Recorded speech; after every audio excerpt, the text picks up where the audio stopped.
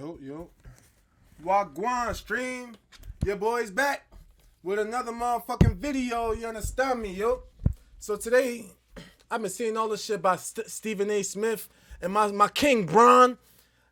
Stephen A. Smith talking all this, why didn't he attend D Wade's Hall of Fame? Why was he at Kobe's funeral, memorial? Nigga, first of all, and then you gonna back down and say, oh, my bad, he was at Kobe. Nigga, why you keep talking about Bron? Look, I know you're reporting this shit. Keep Bron name out your mouth, you hear me, bro? I ain't even watched this interview and see what Bron had to say about you that caused you to start talking like this again. But keep Bron name out your fucking mouth. Word two. Hey, Stephen A, bro, I tolerate you. You hear me? I tolerate you. Bron is my life. You get the difference? I tolerate you. Nigga, Bron is my life. Nigga, stop fucking. Yo, keep Bron name out your mouth, bro. Real talk. Now let's get into the video, bro. Let's see what my king had to say that got you so fucking pissed off. Teenager. Hold on, let me make a post on my Instagram that I'm streaming. Hey yo, I'm live right now, bro. Join. Right now. Basketball, obviously, in life as a whole, fucking dominating through and through. Just a kid from Akron, ladies and gentlemen, LeBron James. Yeah, LeBron James. I appreciate it, man. Definitely been seeing you guys up in here, man. So it's great to come here and be in the studio with you guys. I told you as soon as you pulled up out there, I walked outside. Black SUV pulls up, turns around, your door opens, and literally I go, holy shit, you're actually here. I thought this was all bullshit. Thank you for taking time and coming and visiting and chatting with us. We're obviously more. I need to stop telling people I'm gonna do stuff and not doing it. So I'm gonna own up to my words. I need to own up to my words. I said I was gonna call you back. I'm gonna call you back, but I'm on stream, so I just have to call you back to let you know that I didn't ignore you. You feel me? I didn't. Feel me? You understand? When people say they're gonna call me back, I take it as they're either gonna call me back today or they're gonna call me back another day. Nah, later. I dead meant it though. I had to call my man to help me send some money to the mechanic because I couldn't do it. But after stream, I'm gonna call you. Okay. Alright, you look like you about to go to sleep. I am. I'm waiting for my food to come with my groceries. So. Alright, enjoy your nap. Alright, enjoy your stream. She finna be on here in the next 5 seconds. I promise you she's finna be on the stream in the next 5 seconds. Let's get the chat open over here. You understand, yeah? Stream summary, yeah? Hold on, no, stream manager. Cause this is the problem. I keep coming onto stream with the wrong name. Edit stream info. No, not beginning of gaming journey. LeBron versus Stephen A. Smith. That's what we're gonna name it live. Yes, sir. Yes, sir. Yes, sir. massive fans, dude. I'm 37 years old. Obviously, you're a little bit older than me, but watching you, because I have, because I'm 7 years old. Obviously, you're a little bit older than me, but watching you, because I have, because my demo in high school was the one that was watching you dominate. You actually came to Pittsburgh, beat the Pennsylvania All-Stars, which is your high school team, and the whole story. So I've followed your entire career. Massive fan of yours. Thank you for doing this. I appreciate it. Appreciate you having me, man. Okay, it's going to be fun. Let's talk about it. You're 40 years old now. Yes, sir. You've been in the league 22 years, longer than you were not in the league. You're in the league. Right. And you're playing like you're one of the best seasons you've ever had. Yeah. Why is that, you think? Is it comfort? Is it what is it about this? And he's been alive for 40 years. So for 18 years of his life, damn, for 52% of his, is that 52%? For 50-something% of his life, this nigga been in the NBA, bro. Imagine that, bro. That's insane, bro. I mean, I think obviously I've been in the game for a while, so I kind of know what to expect. And, obviously, one, you got to take care of your body, but more importantly, you got to take care of your mind. Being a professional athlete, if your mind is not as sharp as possible or as clear as possible. Bron, we know your secret, bro. We know you're not human, bro. It's okay though. You're still my king, but you're not human, bro. We know your secret. It's not. I'm taking care of my body. I'm taking care of my. Shut up. You're not taking care of nothing. You are being taken care of in a lab. They take you to a laboratory and they update your body every year. Cause there's no way. There's no way you're still playing like this at year 40. There's no way. I'm not jacking it. I'm just not jacking it. I might jack my own dick, but I'm not jacking this one right. I'm not jacking this. You understand? Bron is a robot, some way, somehow, but he's my king also. Not my king of kings. God is my king of kings. But my king of, earth and the people that live amongst us. He's the king.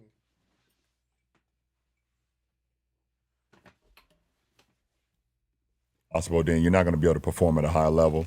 I think, seeing what our team is capable of doing, even before, the big acquisition of picking up Luka, I thought we had a good chance of making a good run. So I wanted to make sure that I was there, not only physically, but also mentally and just give to the season. But I felt pretty good, man, throughout the whole season. I know I had a little small injury that kept me out 2 weeks, 2 weeks ago, but I'm back and I feel great. We watched you do the sprint down the court thing. It was hilarious. You're just like 40 years old, doing the same thing you're doing whenever you're 18, 20. Yeah, and we'll talk about the Luka trade and we'll talk about the Lakers, but you talked about, having clarity in mind and feeling good going into the season because you knew you could go on a run.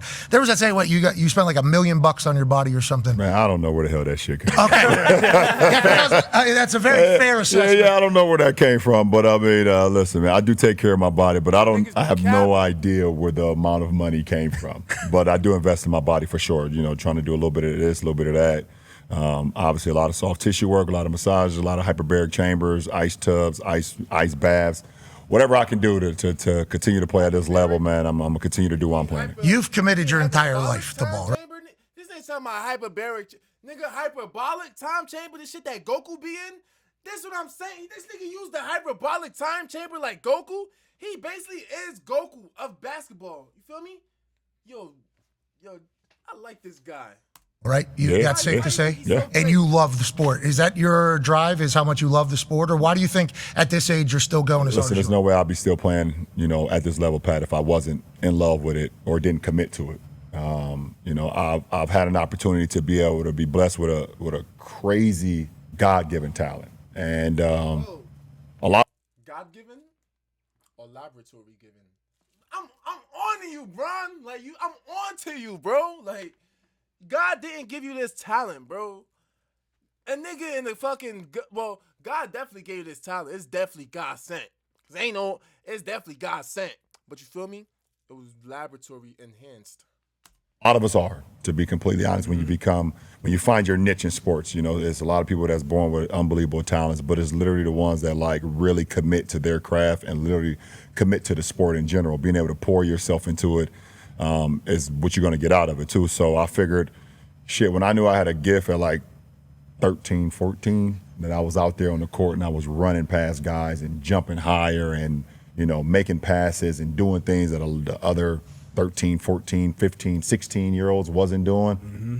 I was like, oh, shit, this could be it. This could be it. Yeah. This could be it. And I'm living in, Section 8 housing. It's me and my mom. We trying to figure it out. And I'm like, oh, shit, if I commit to this, I can figure it out. What happened was the government approached his moms, right? They're like, yo, this kid, feel me? We want to experiment on him. And that's what the fuck they did. Cause look, they like, we need the next MJ, and that nigga got to be better. That nigga 10 times better. Figure it out for not only myself, but for my mom. Get out of the inner city and make something out of it. So, big time for sure. And your friends, you've taken care of everybody, and I think that is one of the things that I love the most. We have Rich on here multiple times. I love Rich. The man. He's been very good to us, but just like the way you take care of your people, the way you've kind of done everything is admirable. It never gets talked about, obviously. No, I appreciate it. And the chatter that surrounds you, since you have been a guy since you were 13, and I remember the Hummer story and the shoe deals and everything back then. What's going on now with the NIL? I mean, it's completely different. Right. I mean, I could imagine if NIL was around when I was in high school. I'd have loaded up. I'd have loaded up big time for sure. Well, I think you already were, which is part of the problem. Right.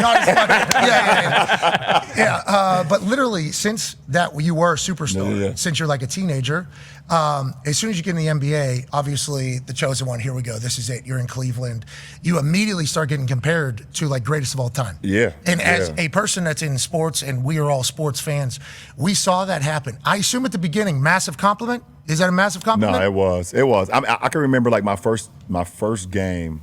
You know, when I watched the replay, my first game on national television, it was like, will he be one name? I fell into a burning ring of fire. I went Something tells me Bronny, down, down, down in the flame. like, not even just a regular. Like, imagine if Bronny actually like gets to the level where they comparing him to Bron. Like, and I see that happening, bro. Niggas might not see it happening right now because, you feel me, it's Bron. Bron is the fucking GOAT. Bronny is not that great, but, you feel me, we see his improvement. I support Bronny all the way, you feel me? He's not that great right now. Well, Bronny's tough, but nobody sees him reaching anywhere as close to where LeBron was, you feel me? But what if he did? Like, think about 20 years in the future. Just think about Bronny being the best player in the league. I could see it. And then who was his dad? LeBron James. There has never been. I'm over here trying to give y'all analyzations. Let me shut the fuck up and play the fucking video. What the fuck am I even nigga? Game. It was like they used like Wilt, Kareem, Magic, Bird, Jordan, all these first name guys, Shaq. And then at the end it was like LeBron, and I'm like, fuck, I'm 17 years old. I was like, what the hell is this? Why you guys are giving me this already? It's like I haven't done anything, and it's like Because you was made. They knew, bro. They cooked you up, nigga. They cooked you up. Of course they knew. The fuck, they knew. They made you. like it was a compliment to be able to be, you know, in the names of those guys, but it was also like super fucking scary and intimidating too. It was like I'm just a small kid from Akron, Ohio. I don't even know what. Well, very tall, and at that point, I think you were a little bit more jacked at the time because the game called for it. But whenever you talk about it being a scary situation, you never let that image out publicly. And I think none of us ever saw you being scared. None of us ever saw you like kind of flapped at all. You were an unflappable force. And you've been in the public eye for so long. I think you would probably admit that you probably fucked some things up on the way, but you haven't really. Right. You're like and I said it earlier, child star, like most people, especially you talk about Section 8 housing, coming from nothing to everything, being in the public eye, at some point that is going to collapse a human. Yeah, for sure. For you, it feels like it hasn't. And there's been a lot of things said. There's been a lot of fires that you've been put into, either you walked into yourself or thrown into. Why do you think that is the case? Do you think it's because your mom? Do you think it's because what? I mean, obviously, I give her a lot of credit for the way she raised me, the way she taught me, the things that she was able to instill in me. It was also me just looking at her, the way she moved and the way how determined she was to be able to make my life better, even with the circumstances that we were growing up in. So I give her a lot of credit. I had some little league coaches too that taught me about not only just playing the game and teaching me the game of basketball, but also being a young man, throughout my small adolescent years. And then just like, to be completely honest, like I didn't want to fuck my opportunity up. Like I knew that. Niggas a curse like this on ESPN. Tough. Statistics for an inner city black kid to be able to be in a position that I was in, especially from my hometown. Shit, it never ever happens. Never. It never works out either. It never happens, and if it does happen, it never works out. It was a. I mean, I want to throw him under the bus, but the only inspiration like we had was like Jerome Lane, the guy who like dunked and shattered the backboard that played for Pittsburgh. He was from Akron, Ohio. Like we saw that and we was like, oh shit, that's an inspiration. And then I went through high school, and all my boys know this too. Like I went through high school and we was playing against the inner city kids because we went to an all Catholic high school, and fucking Jerome Lane was like hating on us. I was like, oh, this motherfucker.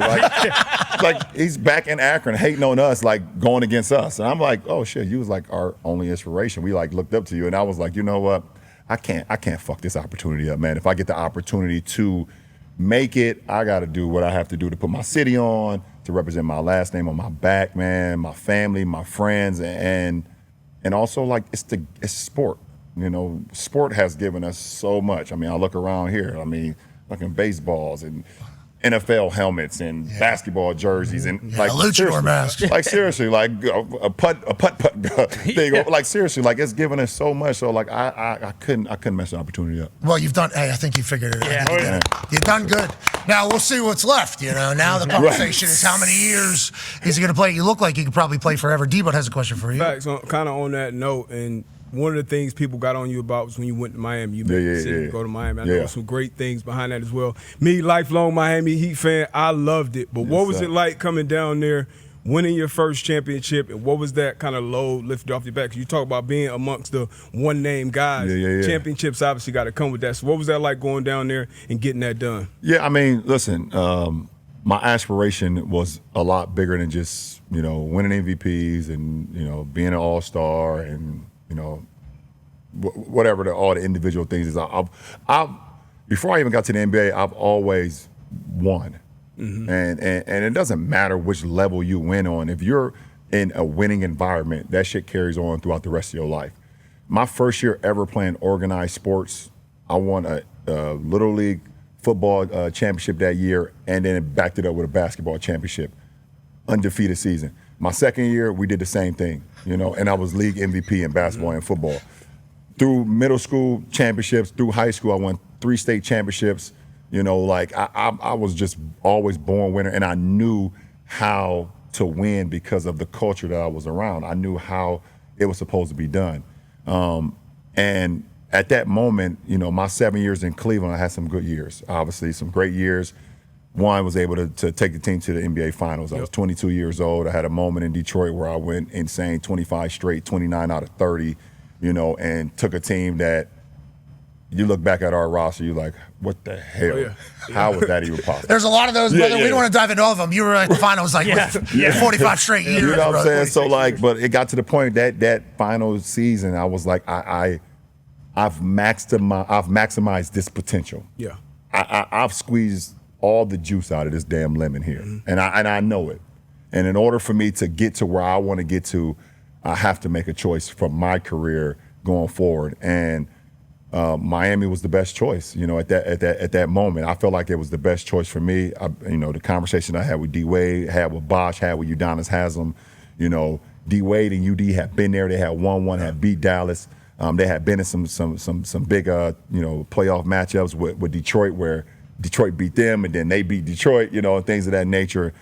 And then you look at the big four that Boston had. You know, everybody talk about the big three, but everybody always decides that for some odd reason that Rondo wasn't as great as Rondo was. Yeah, it's always just the big three. He's from Boston. Not me. No, LeBron's always saying they say that. the big three, but fucking Rondo was when he was a dog. He brought it all. He made it all work with those guys because Ray wasn't bringing the ball up. You had Ray flying around. You know, you had Paul when he get it at a certain spot, and Paul was a killer. And then you had KG was anchoring the defense, and also, you know, you throw it to the low post. But they all started with the mind, and that was with Rondo. So all killer. You had Ray flying around. He made it all work with those guys. Get it at us to the low post, but they. That was a big wait. Rondo, Pierce, KG, Ray Allen. That was a big. So for me to go down to Miami, man, one, it was a terrifying experience for me. You got to think, I don't know a lot of people know, it's the first time I ever left my hometown. I was 25 years old. You got mad. My first 7 years, even though I played for Cleveland, I still lived in Akron. You know, so for 25 straight years, I was Awesome house. You had an awesome house. We've seen that. That's a great house. So I'm comfortable. That is my comfort. My comfortability is being in Akron, Ohio. You know, I drive, 30 minutes to Cleveland, play my games, and then I shoot right back down to Akron, and I'm good. So for the first time, it's like I've always used the analogy, like I felt like this was my college moment. I didn't go to college, so like going to Miami was my, moment to basically get out the house with my parents. I was going off to college, and I learned a lot, man. And shit, 2 championships, 4 finals appearances, 2 more MVPs, and things that I could just I can always look back on and say it was a hell of an experience. And you guys were the Heatles. You know, Hell that was, you guys were selling out everywhere. Yeah, for sure. Yeah. Well, For sure. while we on that, you mentioned you didn't wait, and I forget which one of them it was, but they told a story about Pat Riley fucking with your cookie. Yes. Is that That's a true real, story? yeah. Is that a real story? No, it's a true story. Okay. It's a true story. Now, like Rouse wasn't like Rouse was on the plane and I was about to get my cookies and Rouse snatched them out of my hand. You know how stories can become a little bit. They kind of build to Sasquatch at some point. Yep. But it was. I mean, I was. There was a time where everyone knows I fucking love chocolate chip cookies. It's like my doesn't? It's like my biggest vice. Is it specific? No, it was literally the plane that we were getting on. The ladies on the plane were making chocolate chip cookies. Oh, homemade. Yeah, so they knew. Wow, man. Yeah, so they were making them and bringing them because we had the same ladies all the time. It was a party of 6. They were rotating every time. They knew I loved chocolate chip cookies, so they would get on and I would. Hey, soft with a little crispy edge. Oh, perfect. Yeah, perfect. And I would get on, and they already knew. They'd bring me 2 cookies, and I'll get the gambling with the guys, and I got my cookies, and we good. And then one flight I got on, I looked at them, and they looked at me, and I'm like, oh, that look didn't look familiar. And I asked him, I was like, we got the? He was like, no, we're not allowed to. No more cookies on these flights. What? And we all know where it came from. I looked at D-Wade. D-Wade looked at me. He was like, basically, without even saying, he was like, fucking Rouse done it again. Rouse strikes again. I was like, damn. So what was it like down there? Because they talk about the Miami Heat culture and Pat Riley and it being, and obviously him just saying no more cookies. Yeah, they be it's LeBron's cookies. I don't he don't give a fuck. One thing about Rouse, he don't give a fuck about nothing. Listen, if it ain't about that heat shield and covering that heat culture, he don't. I mean, we see what's going on now. I mean, well, not anymore, but with Jimmy and it was at one point where. Even I left, and it was time for D-Wade to get paid, and he didn't want to pay D-Wade, and D-Wade left. I was like, oh, when that happened, I was like, when Wade County, when Wade County had, and in that heat culture, I mean, we see what's going on now. I mean, well, not anymore, but with Jimmy and it was at one point where even I left, and it was time for D-Wade to get paid, and he didn't want to pay D-Wade, and D-Wade left. I was like, oh, when that happened, I was like, when Wade County had to leave and go to Chicago, I looked at the cookie situation. I was like, oh shit, maybe it wasn't that bad. He lost cookies. Yeah, I was like, okay, fuck it. I mean, D-Wade's millions and my cookies. I was like, okay, maybe I made it out safe. I was like, okay, it wasn't that bad. Let's talk about the cultures. Because Cleveland, you talk about at the beginning of your career, making, feeling like you had to go to Miami. You obviously do that. You go back to Cleveland, win one. Hey, man. For hometown. That parade was bananas. Yes, sir. And then obviously out at LA, what is it? Rain, make it rain, girl, make it. Apartment 2B? 2B. She's D-Wade leaving the Heat was the worst thing he could ever do, bro. That nigga went to the Bulls and turned into Mario Chalmers. That nigga he was all right. The Bulls was just ass. And then he came back to and then he went to the Cavs. Dog shit. That was not D-Wade. That was Zaya Wade's father. Experienced, and obviously a couple games have not won, but 4th in the West still on a playoff push. What is it about JJ Redick and his culture, or what you guys have right now that you like? I think the best thing about JJ is that he's just a great podcaster. Yeah, he is. He is. We learned a lot, brother. One of the best. You guys were talking about when fucking doubles here, then we round here, then we go under this. JJ, he's just a podcaster that for some odd reason became a head coach and all because of me. It's just the weirdest thing in the world, and those conversations have died down. But no, I think one thing about JJ, man, he bleeds the game and he breathes the game of basketball every single day. He's one of those guys that it's kind of just like me. Like if we lose a game or we didn't play up to par, there's no such thing as sleeping that night. There's no such thing of sleeping into the next match, into the next game. And he's just determined to he's a dickhead. Yeah, gotta be. And I love it. And when I was a kid, I used to watch Duke.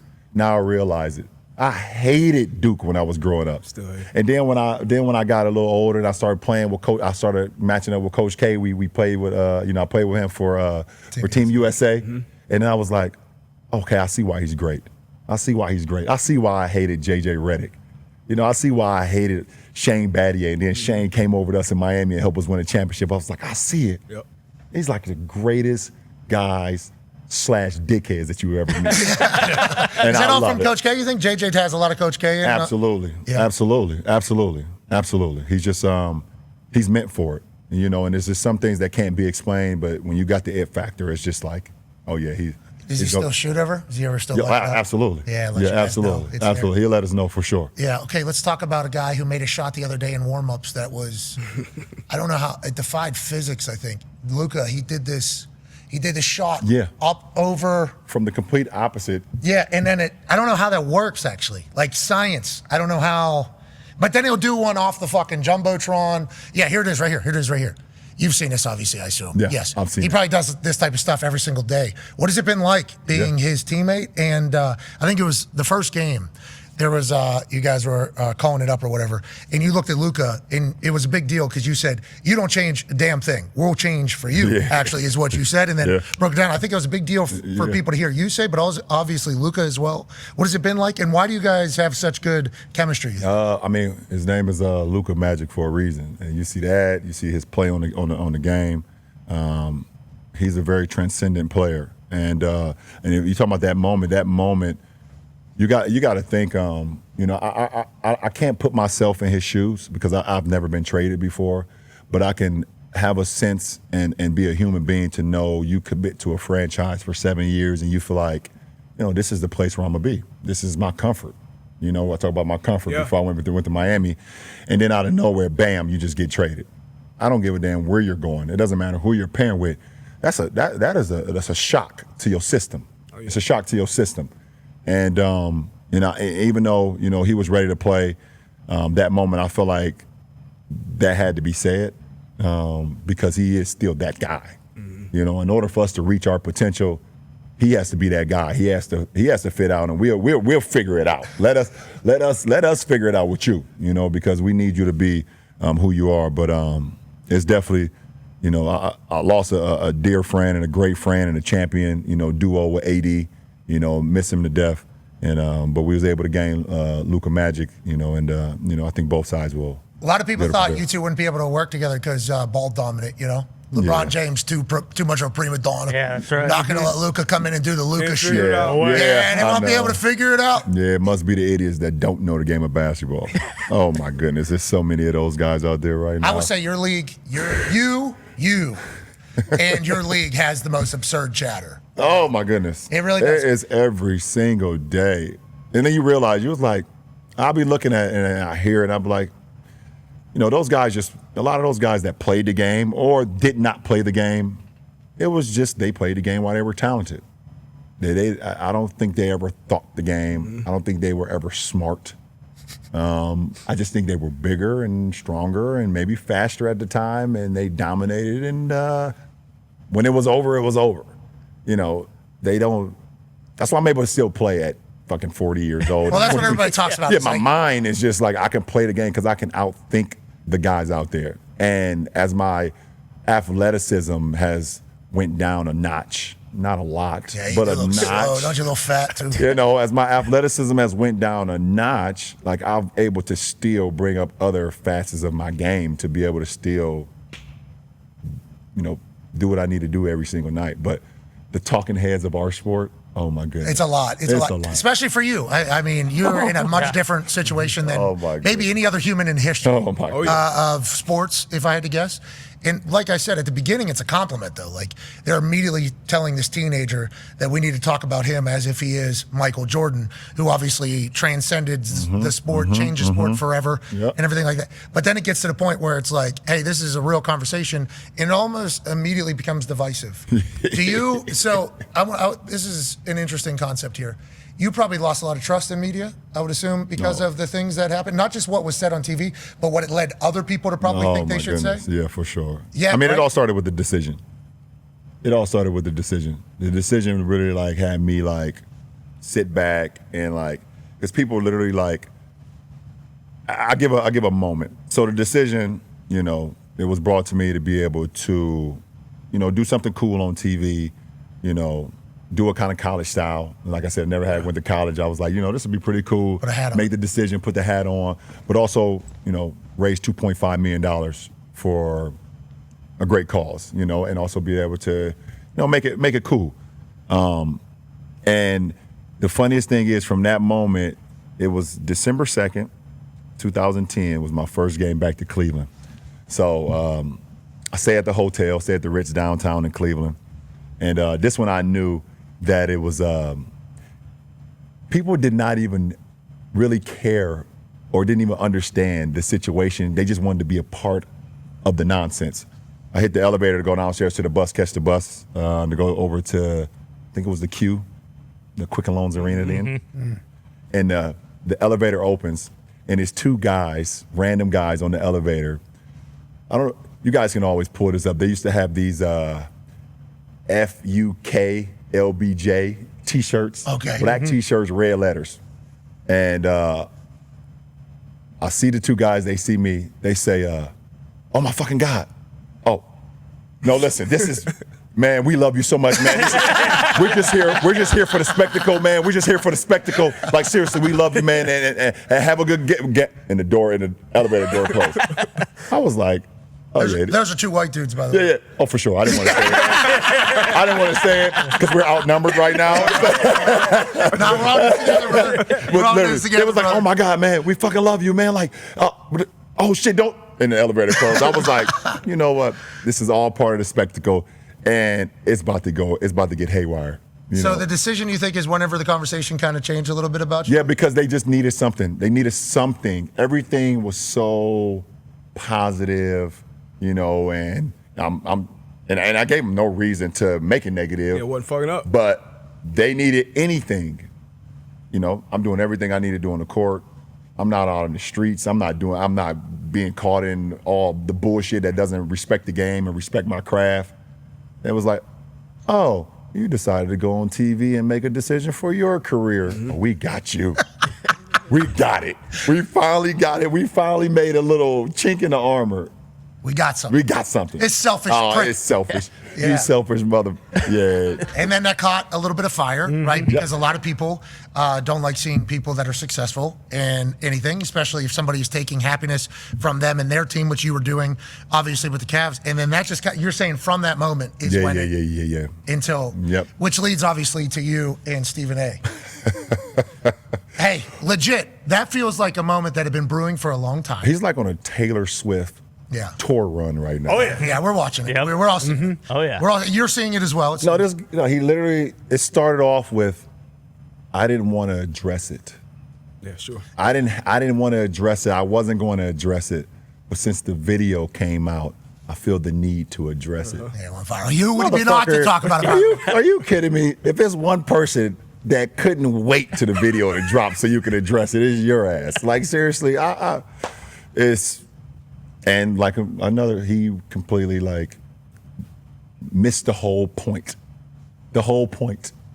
Never would I ever not allow people to talk about the sport, criticize players about what they do on the court. That is your job, to criticize or to, be in a position where, okay, if a guy's not performing, that is all part of the game. That's all part of the game.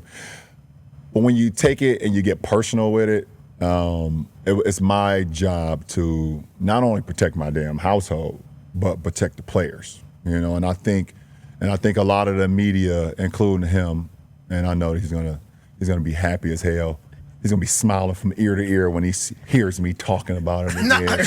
Oh my God, he's gonna get home and grab some ice cream out of the fucking freezer and sit in his chair in his tighty whities on the couch. I hope at some point you two do get a chance. But you're right. Dude, relax, bro. Relax. Seriously, just How do you feel about the way the game is covered and you players are covered? Because this is a big topic of conversation with the NBA. We have Tyrese Halliburton, who comes through. We love Tyrese. Oh, he's the man. Tyrese loves you too. Tyrese is great. Love that guy. So Tyrese gave me the heads up, like, hey, LeBron coming on your show is a massive ordeal because, like, everybody in the NBA like does look up to, like LeBron is our guy. Like I think Pat Beverly told the story down at the bubble whenever everybody was like, we need to take a stand and yada, yada, yada. And then I think he was the person who went up and said, hey, you, if you're fucking playing, we're all playing. If you're not playing, we're not playing. But I think that's how everybody in the league feels about you. So congrats on that, by the way. Man, The respect amongst your peers. No, for real. Sure. To have the respect for my peers, that means a lot. And I carry that, man. And I take that with a lot of responsibility because there was too many years went by when players did not have an opportunity to just speak and their voices to be heard or allow the narrative to get so much outside of sports.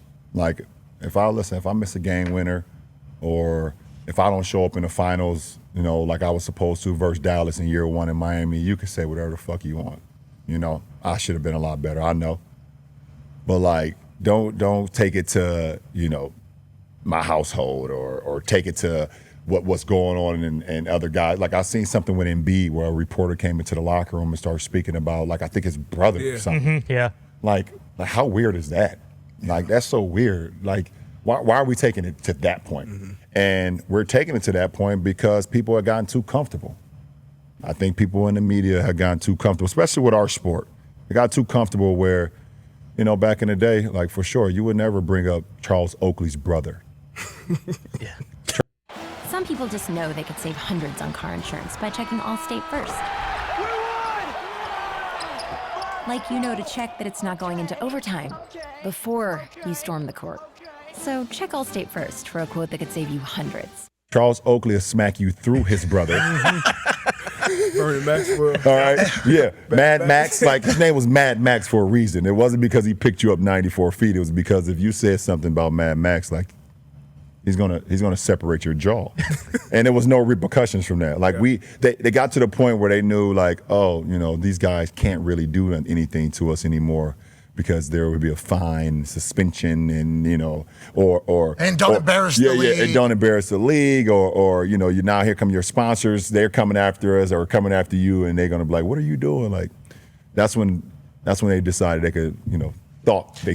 So the conversation about old school basketball is a real thing, like because that's the new narrative now. Is like it's a nostalgia issue. Like a lot of people who grew up in a different era of basketball and get introduced to basketball, they're going to like that era regardless of no matter what happens in the future. You've played through what now? Like 3 years? Yeah. 3 years? Yeah. Back whenever Kuzi was doing no-look pass. Yeah, for sure. Yeah, the first ever no-look pass. Yeah, cool. Kuzi. Yep. He's a dog. Hey, he was an exciting white, wasn't he? He was an exciting white. Sure. He was Kuz one had of the game. Kuz had game for sure. Boom. Yeah, Thank Kuz you. had game. Yeah, but we're Kuz had watching game. these highlights, and I'll speak for you. For that era. Exactly. Thank you. Hey, you don't have to say this. Yeah, for sure. No, I'll say this. Yeah, game for that. I grew up in Pittsburgh, so we didn't have an NBA team. So I was more an NHL guy, but I would watch the Lake Show at night because I couldn't sleep. So Right. I did know the NBA, but not like I didn't follow it as closely. When I watched The Last Dance, I was watching a lot of highlights, and I was watching people dribble a ball like this. And I was like, I don't know how that works in modern basketball. I think you guys have played a couple different sports. I think there was a Kuzi era of sports where a no-look pass, holy shit. Then there was an era where people were starting to get like nasty. There's some more. Yeah, you had some Pistol Pete Maravich. He started coming in and started, you know, getting a little bit that. But then the ball was hitting off guys' heads and stuff. So they looking at him like, ugh, what are you doing? Like, never see those lowlights though. Only see the highlights. Highlights are only the bangers survive. Then obviously Jordan comes in and transforms everything. You know, him dunking from the foul line, massive ordeal. He made a whole fucking brand off it. He's flying. Now kids are like dunking from the 3-point line in high school. It's like it's just like the game has evolved so much. I think. But there is like a nostalgia combo that takes place with you guys. This modern era. Do you feel that? How do you address that? No. I definitely feel it, and I think you know, we just have to recognize that evolution is just a part of life, man. Like, you know, shit, you look at the Hummer from the 1970s to the Hummer of today. It's like, you're going to be like, okay, you might be nostalgic about it. You loved it in the 70s, but do you really want to drive that every day right now in 2025? You're going to get out the car and your goddamn neck and your back is going to be hurting so bad. Like, seriously, you're going to be hurting so bad. You're going to be like, okay, you know what?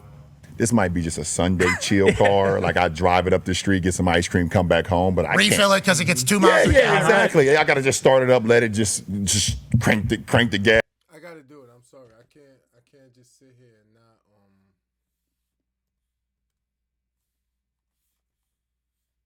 Yo! I've never searched that up before.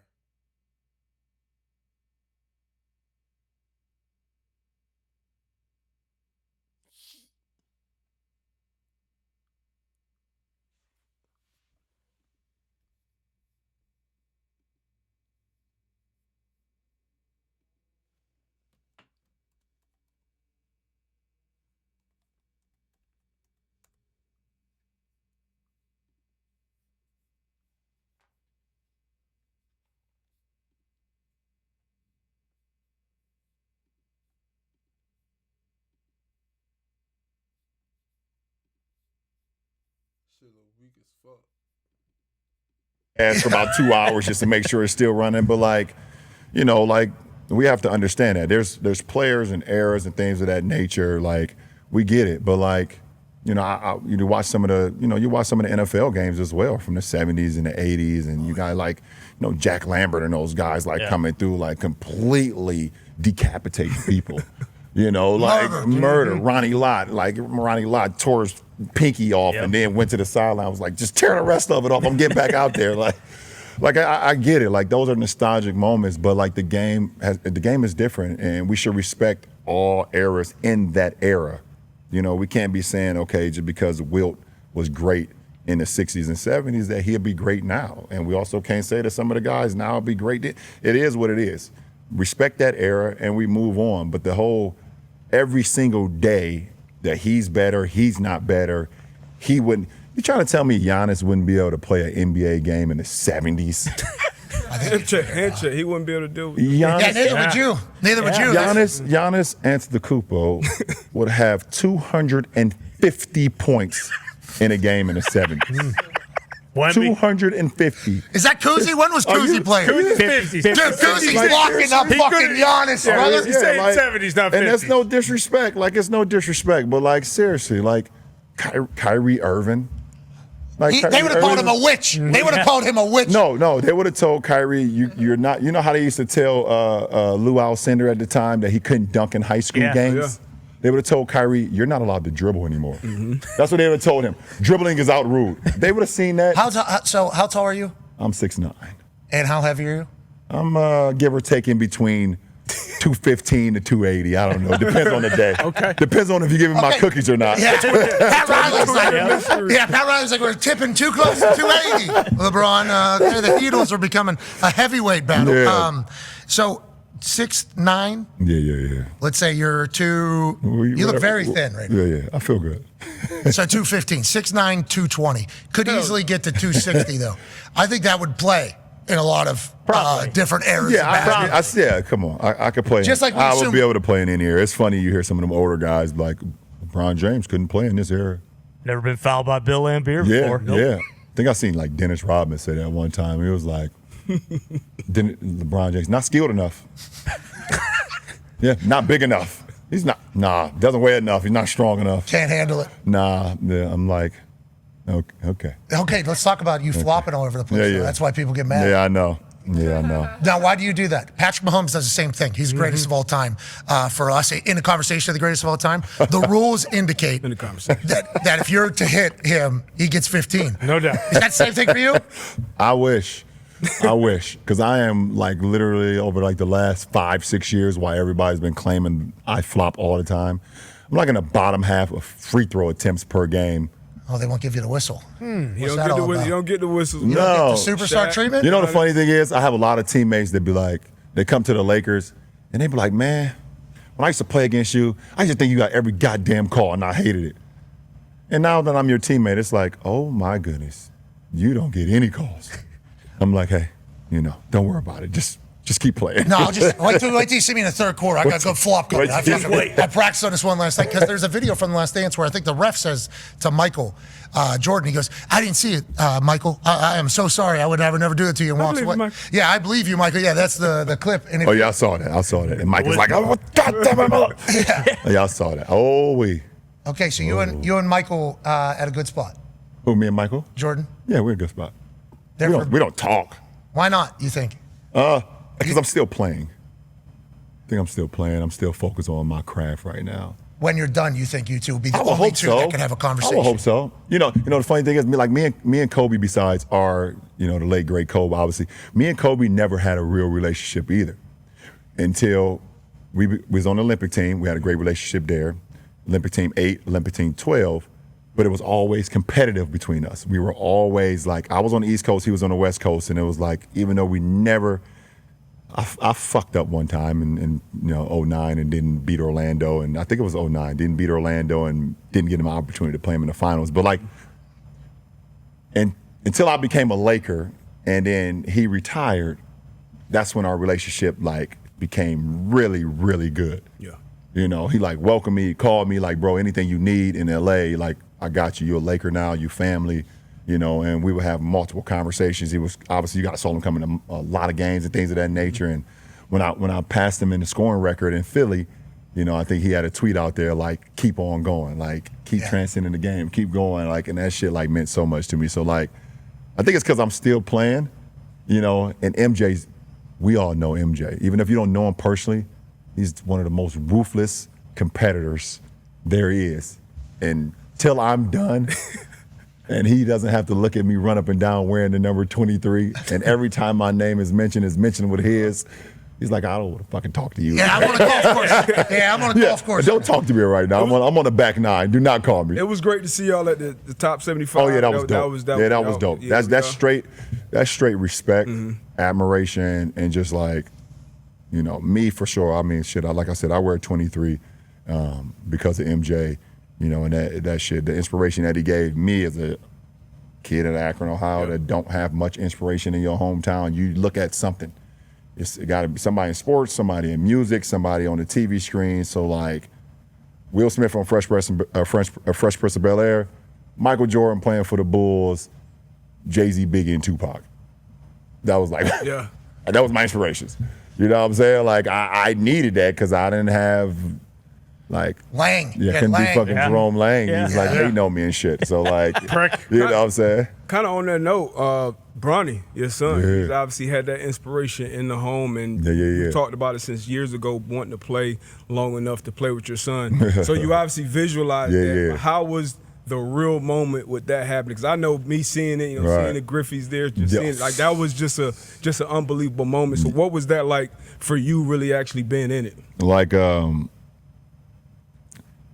seeing that pop fly head towards Ken Griffey Sr. and then see Junior over there right before the ball got to his glove and he snatched it out the air and run back to the dugout like laughing at his pops. Like, that was a cool ass moment. And for that moment, that game, that home opener versus Minnesota, and then just over there and see Griffey Jr., man, the kid, and seeing his pops over there and us getting that picture at half court, and then us going out on the floor and having that moment. I wasn't even there. I wasn't even there. You're floating. I'm floating, and I can right there. I can only imagine where Bronny was. I don't know. We haven't even talked about it yet. At some point we will, but I wasn't even there. Like I might have been in the rafters. I might have been at home. My body may have been at home watching the game, watching the moment.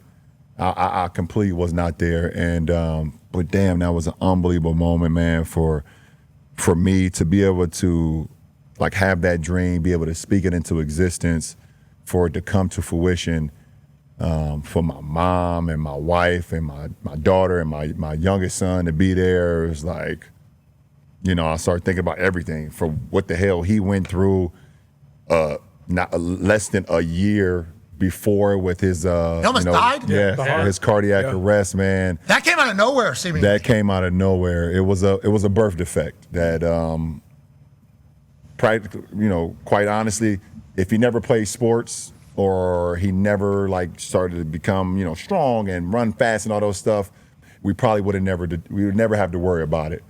But as he got stronger and things of that nature, it was just something inside his heart that was just pounding at his heart and pounding at his lungs that, unfortunately, we had the incident. And thankfully, a lot of these kids we've been seeing a lot lately in sports, not only in basketball but in football. Yeah. And unfortunately, we was able to catch it. And to all the families out there that haven't had the opportunity to catch their kids before it gets to the point where they're not here anymore. Like, to see that happen to Bronny and for him to be able to play that same year after that happened, you know, at USC, and then less than a year later be drafted by the Lakers, and then in that fall we go out there together. So that's why I wasn't there. Yeah. Yeah. Like we walked in together, but I was not there. That's a dad moment. That's really cool. Yeah, man. People forget, you know, you're only one name now, LeBron, but you're still a human too. And I assume for sure. you know, your baby boy, Yeah. you know, get a chance man. to experience his dream. Man, and then obviously that led to the thing with Stephen A. talking about him and how critical everybody has been of Bronny. And I think that's a pressure that a second generation star has on him. Yeah, for His sure. whole life he's had that. It feels like he is very... I mean, he's like a 55-year-old, it looks like, the way he kind of handles it all. And I think you've even said that as well. Yeah. But how about his development? We had Rich Paul on the day after the draft. Yeah. Yeah, man. Because there was... Rain, make it rain, girl, make it. You again. Everybody's loving that Grubhub deal with Prime, huh? Should we just start carpooling? Amazon Prime member, you can get $0 delivery fees on Grubhub. Eligible orders only. Terms and additional fees apply.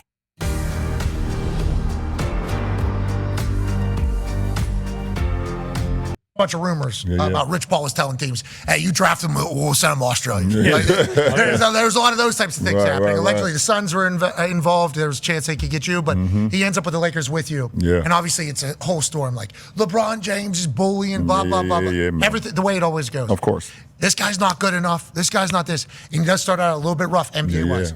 But now, I mean, he just dropped 39 last night in the G League. I think he had like a double-double or something. He had his best game in the NBA last week. He's obviously getting better and better. You have to be loving every moment. And how proud of Bronny are you for what he's going through? And listen, for me as a dad, it doesn't matter if he never scores, ever. For me as a dad, I'm just super proud of him, period, as a young man. For me, as a mentor and as a teammate of his, and that wants to see him thrive because I've seen the work he's put into the game, I am super proud of his development to where he is now. From the moment that, you know, he was drafted in June of 2025 to us being now in March of 2026, his development is skyrocketed, you know, and I just think I had a good friend of mine, you know, who went through a cardiac arrest as well. And he told me that, you know, it took him, and he played basketball as well. And back then when it happened to him in the early 2000s, they wasn't with going back to performing.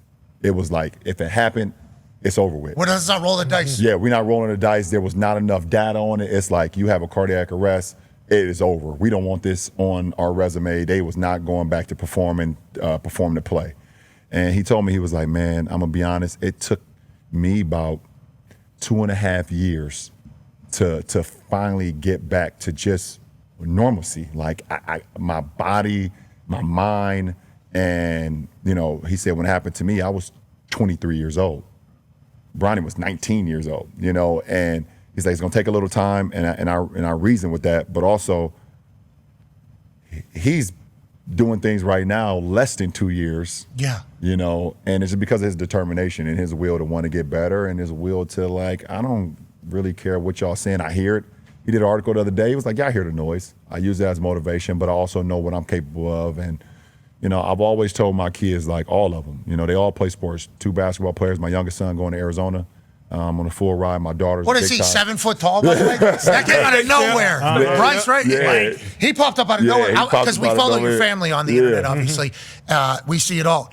And it's like Bronny, okay, and then Lil Bryce. Yep. Lil Bryce with the glasses. Right, exactly. And then all of a sudden, one video popped up of an Aussie, and Bryce. And Bryce taller than Bronny. Wait a minute. Yep. Wait a minute. So he on his way to Arizona. My daughter's, you know, she's playing 12 and under volleyball. She just turned 10. So, like, and I just tell him, like, it doesn't matter about the noise. That's going to happen. It's only about, like, if you love it, go out and practice. If you think you want to, if you fall in love with it, you only can fall in love with the process.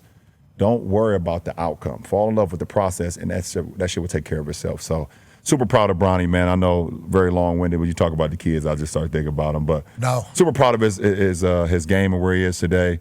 You know, starting off the G League season with, like, you know, just trying to figure it out, and now, shit, like you said last night, 39. And more than anything, when I talked to him, he was more pissed off at the technical free throw that he missed more than anything. He's like, I could have had a 40 burger. Yeah. He said, I could have had a 40 ball, and I missed that damn technical free throw. So, man, the kid is he's awesome. He's been fun to watch. Yeah. It is, and the story has gotten so loud. And I think that's why, listening to you talk and you say you get long-winded about the kid, it's like, well, that's why everything happened. That happened a couple weeks ago. But, like, you playing with him, obviously was a dream. You said that years ago. Bryce now, though, I mean, Very possible. that is. Oh, don't do that to me. Yeah, oh, my yeah. goodness. Oh, my goodness. Don't And you do said you're that to me. 215, nowhere near 280. You're in the best shape. Exactly. The best shape you've been in. That conversation's loud about now, about how many more does LeBron James have. I think fans, I think the league, I bet you Adam Silver is wondering the same exact thing because of what you've done for the league, for how long you've done it. That convo pops up every year. Is it for you too, or is it just for outside people? No, it's popping up more and more every year because obviously I know I'm on the other side of the hill than the previous side, So I've done this for a long time, and then obviously I know it started like, okay, now you get to the top of that roller coaster, and it's like, okay, when is this damn roller coaster going to go down? Kennywood, yeah, definitely. So I understand that. So I don't know, man. It's all about, for real, for me, it's my mind. If I could continue to, I am all about the process. Like, I am all about the process, and if it gets to the point where I don't feel like showing up to the arena 5 hours in advance, or I don't feel like training, or I don't feel like studying the scout sheet of guys. Like, if it gets to that point, like, I know, like, you know what, Brian, it's a wrap. Yeah, you'll be able to tell. Yeah, you'll be able to tell. Yeah, you will be personally. Yeah. 5 hours before the game, you're showing up every day? Yeah, 7:30 the game. I'm usually there around 2:15. What do we got? We got a cold tub. We're drinking putting some wine on our feet. Sure. What are we doing? We're doing a little bit of everything for sure. I'm some wine, drink a little wine too. Oh, I saw you walk into the game. Remember the big booze bag? Oh, yeah. Yeah, the guy was walking in with the wine to the game. Yeah, I remember that. Mailed it in. LeBron's quit. Showing up drunk. Everything you do is talked about. Yeah, I had one former Laker. I wasn't even playing. It was preseason. I had worked out before the game. I wasn't playing, and like a former Laker, I was on the bench, like, eating fruit. Like, I worked out. I got a shower. Let me get out here to watch the guys, support the guys during a preseason game. It was like year fucking 20 for me, probably. Why am I even going out here for a preseason game? But I'm a good guy, and I love my teammates, and I'm a good teammate. So I go out there, and the next day I wake up as a fucking Laker guy to play for the Lakers. I know you guys are going to look this up. It's like, everybody. Look this up. Like, that's very selfish, LeBron. Why is he over there eating fruit? What are you doing? He could have did that in the back, or he could have had that at home. I'm like, bro, I'm literally just trying to, like, replenish everything I just lost in my workout in the weight room and in the back that you didn't see, but you worried about me about a damn bowl of fruit. Everything. You're not being committed is the conversation. That is LeBron James. This guy's not committed. Not committed. Like I had a steak and eggs over there or some shit. Like, I don't know, man. Something to think about. That might be next. Give him something to really think about. Yeah, a little protein in there.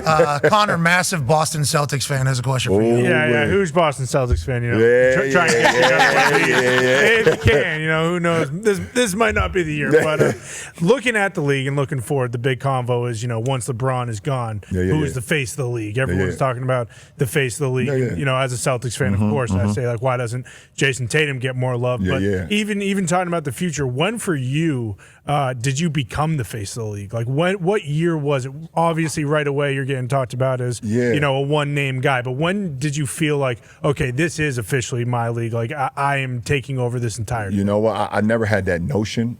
And never like woke up like, after I brushed my teeth, was like, this is my league. I'm the face of the league. God damn it. Shine these up. I'm going to shine these up. But I did know there was a responsibility put on me to carry the league in a certain fashion. And you got to think that like before I entered the league, and like right after MJ retired, after he came back the second or third time, he came back and he was done with Washington. There was a big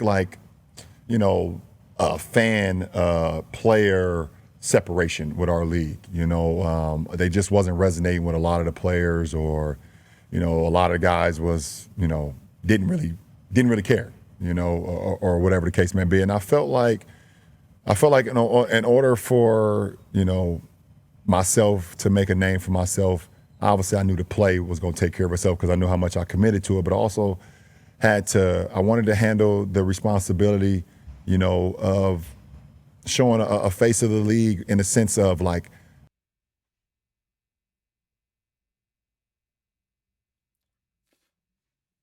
a modern citizen, being a role model. It was, we have guys who, didn't want to be a role model to the sport, or didn't want to be a role model to the game, didn't want to appreciate the game or commit to the game. And I felt like, I had an opportunity to not only play the game that I love, but also I wanted fans to follow me. I wanted people to follow my journey. And what came out of that was me kind of being, I guess, people say the face of the league. Yeah, the Sprite commercials. Like, you know what I'm saying? So, like, I never went out to be like, I want to be the face of the league. Like, I seen a lot of shit, too. Like, I seen Brian Windhurst on one of these shows not too long ago. Like, a clip. Yeah, you played over high school. Wendy, you guys played together in high school. Yeah, right? He was on your high school. This guy was like, says he's like my fucking best friend. These guys are just weird. But wait, Wendy, isn't that that's not real. Yeah, he was our enforcer, huh? Knew it. He went on his show and said, like, oh, don't let LeBron fool you, like. I fell into a burning ring of fire. I went down, down, down, and the flames went higher. And it burns, the ring of Fogo is fire. My wife and I were traveling. My chest started hurting. I was exhibiting symptoms of. He wears number 23 because of Michael Jordan. Okay, that's a fact. He signed with Nike because of Michael Jordan. It's like, no, the fuck I didn't. I signed with Nike because I got a hell of a signing bonus, and they gave me a 7-year, $90 million contract. And I moved my mom out of the hood the next day I signed that contract. Like, and ultimately, my whole thing is like, what do I want to wear off the court?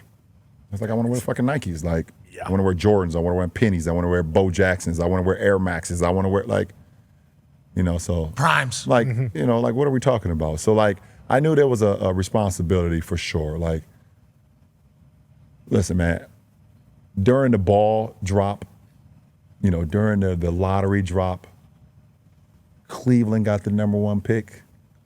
I just don't think that was. What are you? What a coincidence! Don't you think? Wemby with the Spurs. Oh my God!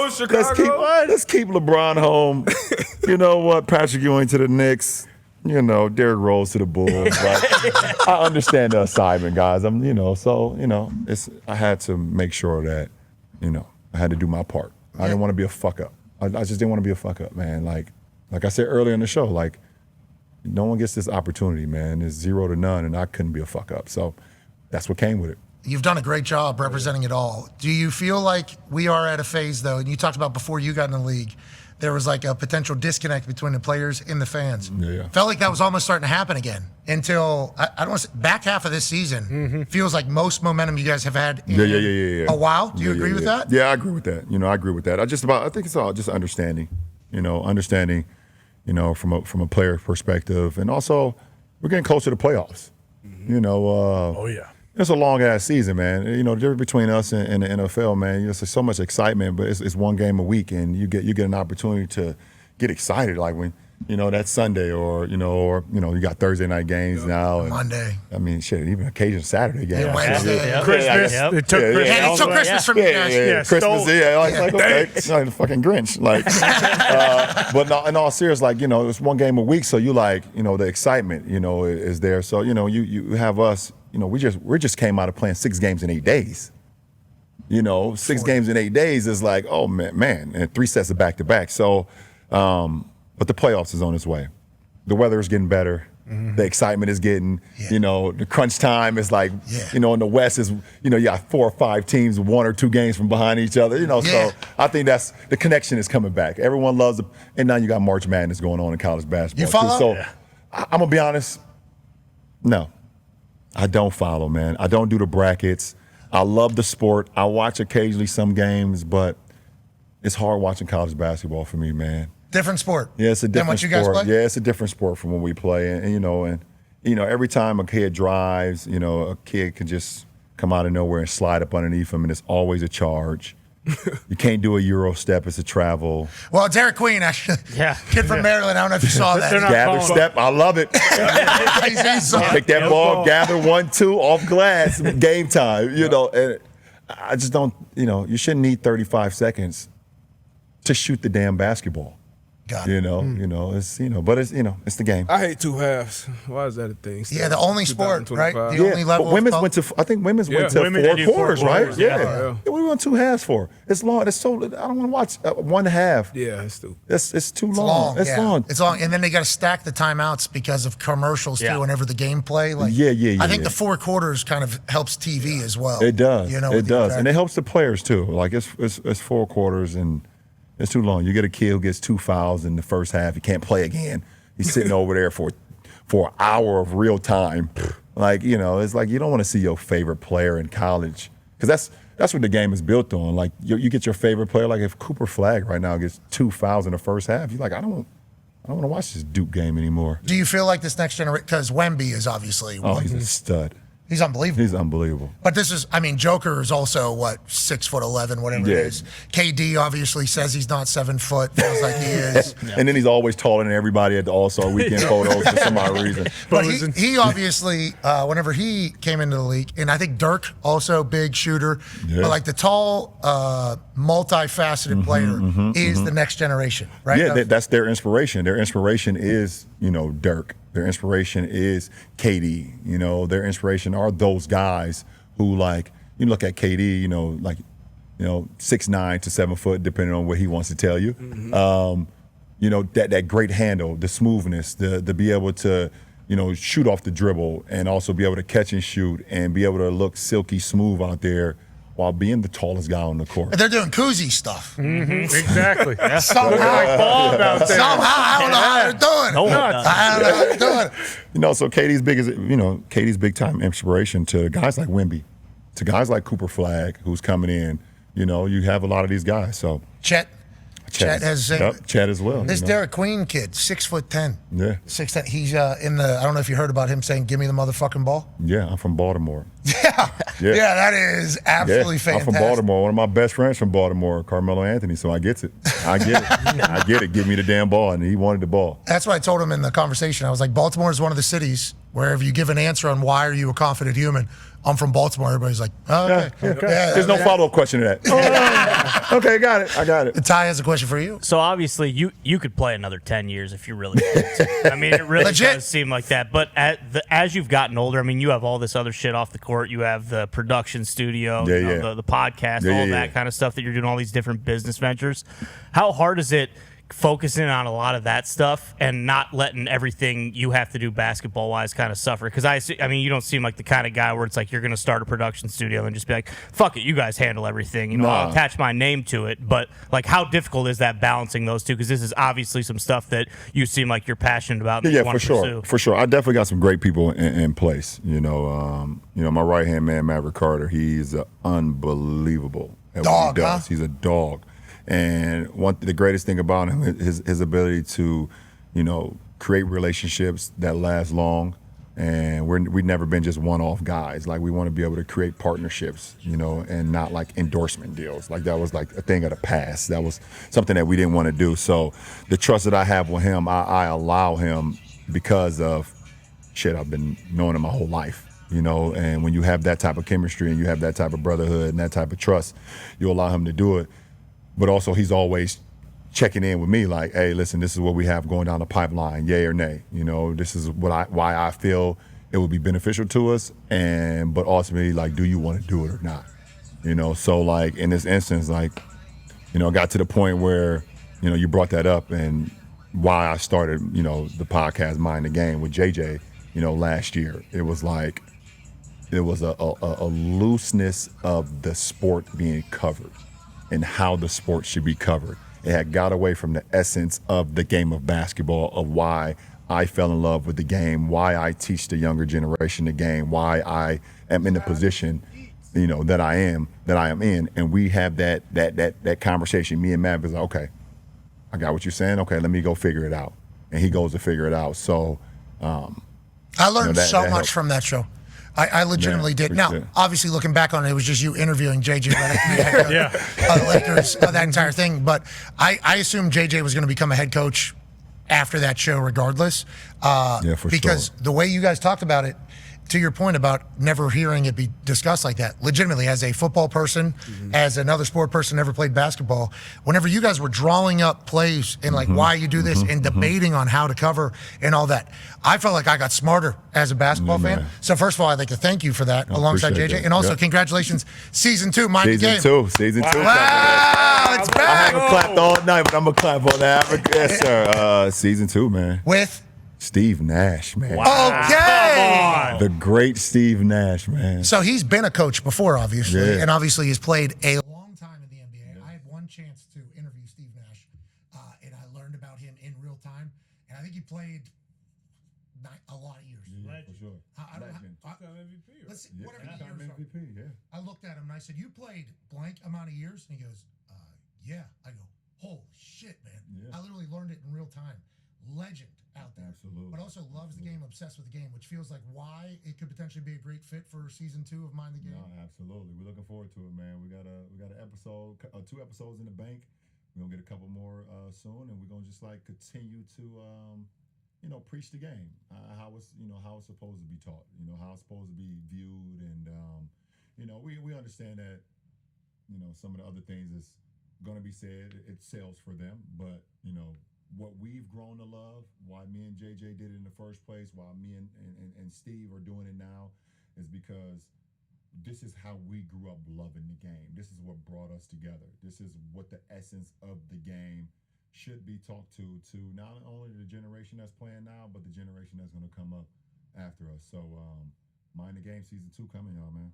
Can't wait. Congratulations. Yeah, appreciate it, man. Thank you. Can we talk about a couple things real quick that we have to cover? Absolutely. Taco Tuesday, you saw that? Is that real? It's today Tuesday. Yeah, it is. Oh, today is Tuesday. Yeah. Oh my goodness. That was quite a situation. Barbershop, another one. Oh yeah, man, the shop. Oh yeah. I grew up in it. That was easy. That was another easy one, man. It was like too many conversations that's going on right now. That's not the essence. It's not the essence, man. I remember getting dropped off as a 5-year-old. Mom.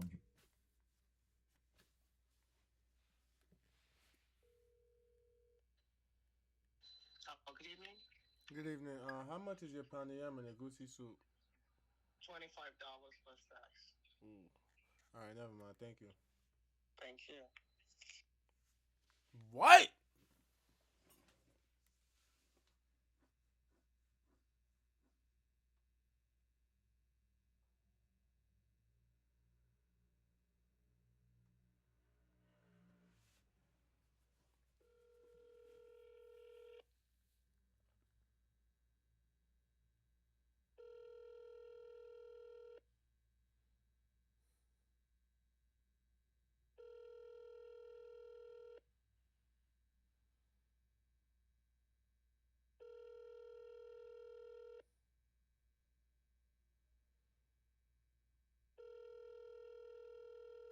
Lame ass niggas, bro.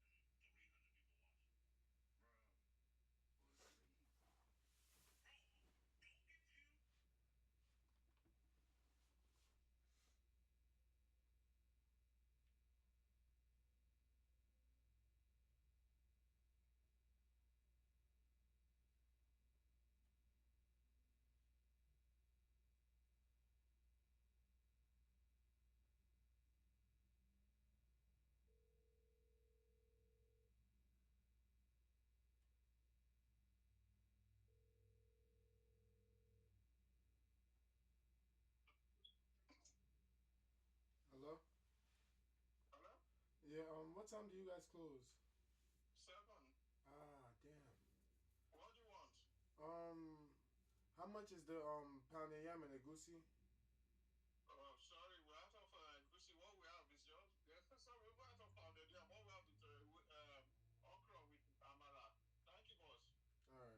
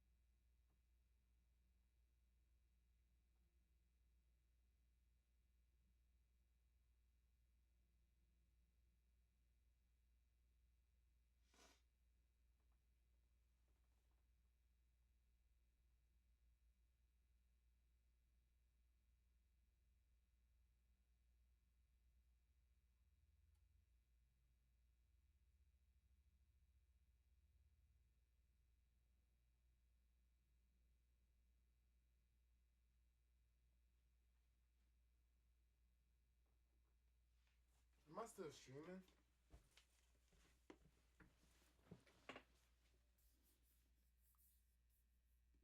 I'm hungry. I'll be back when I get some eats.